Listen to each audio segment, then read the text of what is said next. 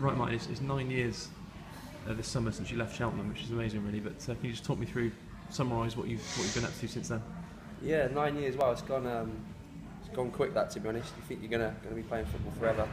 But yeah, since I left Cheltenham, I had great times at Cheltenham, and then went on and probably had even better times at Barnsley, to be honest. With settling into a great team, good players, getting promotion from League One to the Championship, and always been in the Championship for those years, and it was always a battle every season. But we always, just managed to stay in the Championship. So yeah, it's been good for me. I've had played a lot of games, thoroughly enjoyed it. Obviously, then went on and had family, a wife, my kids. Yeah, and Barnsley now. I'm living up that way, Sheffield, and really enjoying it. Yeah, you had one particular FA Cup run that everyone will remember at Barnsley. What was like getting to the semi-final? Yeah, that will always live in memory for me, and it's always to get it, good to get the videos out now and again. And obviously around there, in and around Barnsley, everyone mentions that cup run we had. It was fantastic, and I think even generally when you meet people and you mention Barnsley, they mention that cup run. Did you play in it? But yeah, it was a great opportunity for me, and obviously I provided the 2 crosses for the 2 goals, and obviously one of them was our old boy Coyote. So yeah, we had some great times. To go to Liverpool and beat them at Anfield was an unbelievable achievement. And even thinking about it now, watching it on TV, and just sometimes you have to pinch yourself that you actually played there, and you beat you're on that pitch playing against them. So yeah, great times. And I really miss not playing at that level and playing at Oakwell. Yeah, since Barnsley, you had a few loan spells towards the end of the time. Then you played against Cheltenham for Tranmere in the FA Cup. What was that like? Yeah, it was good. It was nice to play against Cheltenham. Obviously, being a local lad, and they're the first team that I look out for on a Saturday. So yeah, it was good to play against Cheltenham. Obviously, we lost, which I was kind of disappointed, but not disappointed that Cheltenham went on, and obviously we were able to earn a bit of money for the club. And it was nice to see a few old faces like Mr. Baker, the chairman, and Yatesy and a few of the other boys, Bucky of course. Yeah, it was a good day. Yeah, so you finished this season at Worcester City. Yeah. What's your plan now for the future? Unsure at the minute. I'm not sure, to be honest. It's been since I left Barnsley, it's been strange really. I've probably made a few bad decisions when certain clubs have come in. And yeah, it never really panned out like I thought it would have done, to be honest. I had the year at Tranmere, and that didn't. I did okay. I got a couple of injuries, which wasn't great with my hamstrings, but that was due to probably lack of man management. I was travelling too much. I was in the car constantly. I'd never had any hamstring problems. But then suddenly I went to travelling every day, 2 hours in a car. You're going to get hamstring problems, and I didn't manage it right. I should have stayed there. Looking back now, you always think you're looking back, you think you're making the right decision. I was offered another year on lesser terms, but you always think the grass is always greener, something else will come along even better. So I turned that down, and unfortunately that summer I went into Scunthorpe and got injured again. And again, that was a nightmare. Just keep coming back too soon, my calf kept going, and that was a long drawn out process. But then, since then I've fallen down the leagues. And I just try and enjoy it, because those few months when you're not playing, you really miss it. So yeah, we'll see. This summer I'm not sure. Obviously, I've been doing my coaching the last few years. I'm loving that. Worcester was really good. The boys there were great. So we'll see. I might go back there and have another year at it. I don't know at the moment. Yeah, you've been in football since you were a kid at Birmingham and Coventry. Yeah. Do you want to stay in football when your playing days do finish? Yeah, definitely. I think that's why I've been doing my badges the last 2-3 years. I've just done my B licence now. I'm doing my A licence this summer. Just enrolled in that. So yeah, it's definitely something I've always even a younger age, I've always wanted to do and look at. And certainly since I've been going into the academy at Barnsley the last year, it's something that I feel that transitional period I will fall into. Yeah. Whether it be sooner with a full-time job in the summer, we don't know. We just have to wait and see. Yeah. What was it like coaching at Barnsley in academy? What sort of age group were you doing there? Yeah, I do the 12s, under 12s. So yeah, it was a good, great experience. You've got to really get in and coach. You know, and that's helped me regarding my coaching and the way I want to be, and learning all the time, working with, you know, good coaches, great coaches. And you know, it's just a learning curve the next couple of years, learning, gaining experience, and just taking it from there.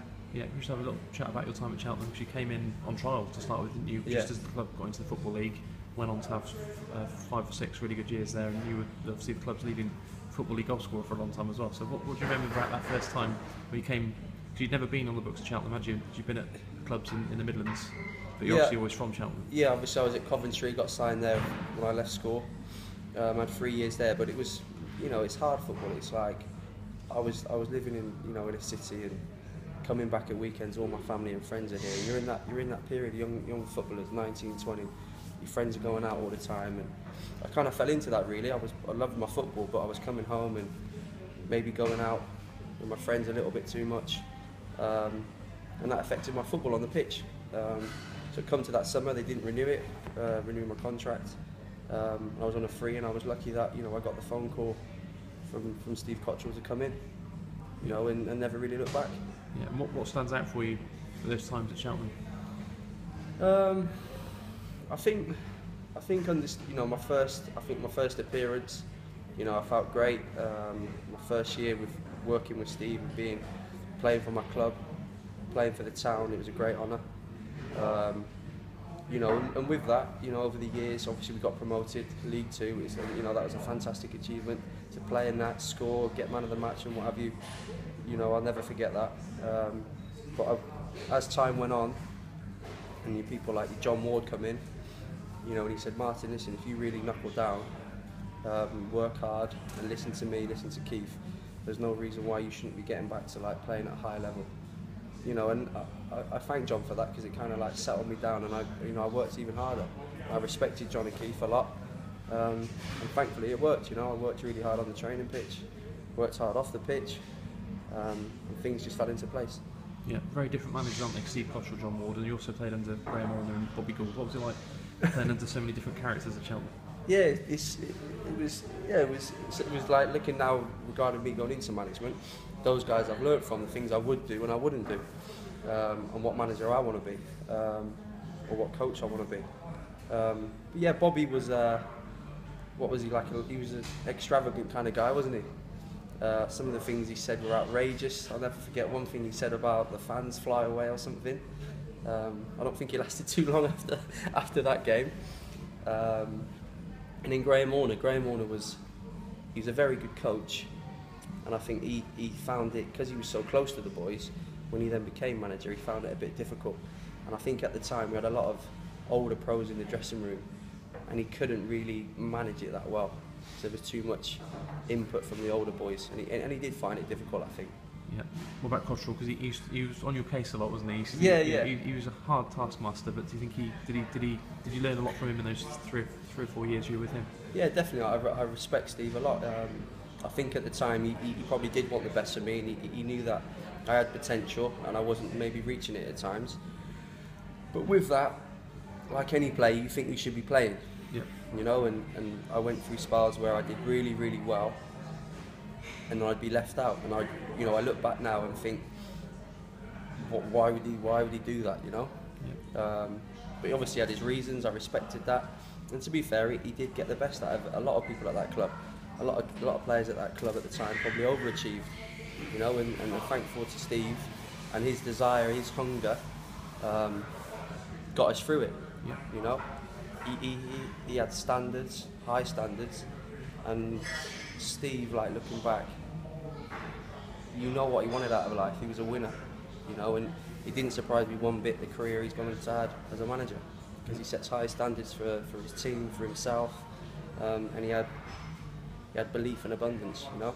Yeah. Very, very confident, not arrogant.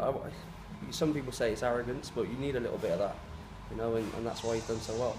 Yeah, you had a lot of good players in that team with you at Cheltenham. Michael Duff has gone on to have an incredible career. Up there with you in the Championship for a long time. Yeah. Now he's helped Burnley get to the Premier League twice.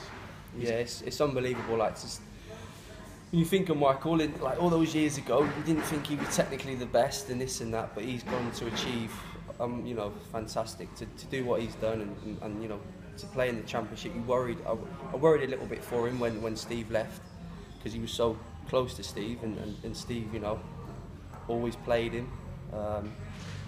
Not that he had to, because Duffo went out on the pitch and did what he had to do, and he was a very, very good player. But he's had a very good career. To get promoted once from the Championship to the Premiership, to then play under so many managers at Burnley and still get your contracts is a great achievement. And then this year to be 35, 36, he played near enough every game, and went and got promotion. So, you know, I think if you'd have sat with Michael 10 years ago and said he'd have had the career he's gone to had the last 10 years, I think he'd have pinched himself, you know. Yeah. So yeah, great, really pleased for him. He's a great lad. Yeah. Are you in touch with many of the Cheltenham lads? Yeah, I stay in touch with. I speak to, you know, you kind of now and again you see Shane Duff, Michael. You'll have a text now and again. Just, you know, everyone's got a family now, so it's difficult. I think Bucky now and again I'll text, see how he's doing. Grant McCann. Obviously Grant's done, you know, fantastic as well. He's still having a great time at Peterborough, doing really well, playing, which is really good to see. So yeah, that's it really. But I'll always say hello to anyone, you know. With Facebook now and social media, you can keep in touch with anyone. Yeah. And what do you think of the current? Just a lot of your old teammates that are running the club at the moment, Jamie Victory and Russell Milton of the youth setup, Mark Yates, manager, and Steve Book, goalkeeper coach. So what do you think? It's a difficult job, isn't it?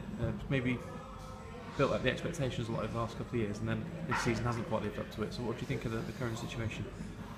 Yeah, you know, obviously I live in far away, so it's hard to keep tabs on everything. But obviously I read little things that you put on in the paper and that. Yeah, and I think it's been difficult for Yatesy this year. Obviously he's had the last 2 years he's done so well. You know, reaching the playoffs, reaching the playoff final.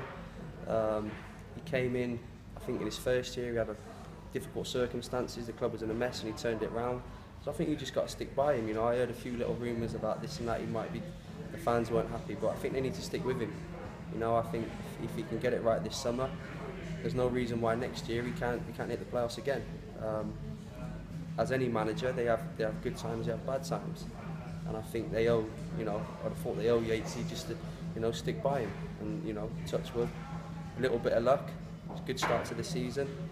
They'll have a good season again. Yeah. Have you ever nearly come back to Cheltenham? Has it ever been spoken about or ever come close?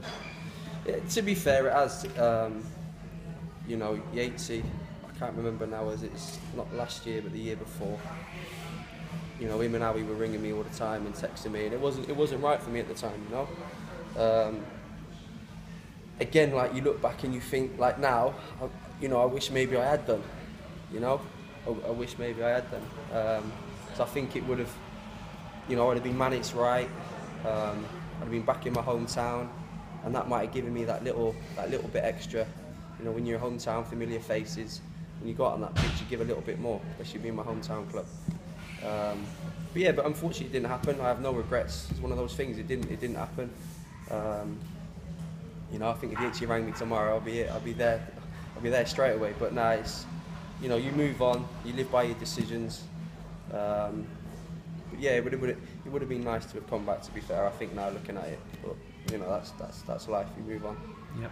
And there's a lad called Harry Williams now. I don't know if you've heard of him, but he's ex-Balcarras pupil. Oh, is like he? You. Oh yourself, yeah, happens. Yeah. So it's good to see there's a few young lads been taken on this year, but it's not really been many Cheltenham-born players, have there, in the Cheltenham team since you got into the football league? Yeah, which I find that strange. Like, you know, being up at Barnsley now in the academy, you've got a lot of young boys there, a big academy, and a lot of boys are coming through the system and getting into the first team. I don't know. It seems a bit strange why they haven't. Whether or not the better players here go to like your Birminghams, your Coventrys, or whatever, your Bristol Cities, I'm not sure. I'm not aware of that. But I think it would be. You would have thought in the last maybe 5 years that a few more players, local players, would have come through the system and made it to the first team. Yeah. But I'm sure, you know, whoever's at the club, I think Russell and I believe Jamie are doing a really good job, and I'm sure they're trying to do that at the moment, trying to bring players through and coaching them in the right way. so they get a chance or an opportunity in the first team. Yeah. Right. Cheers, Martin. Thanks No a lot. worries, mate. Cheers.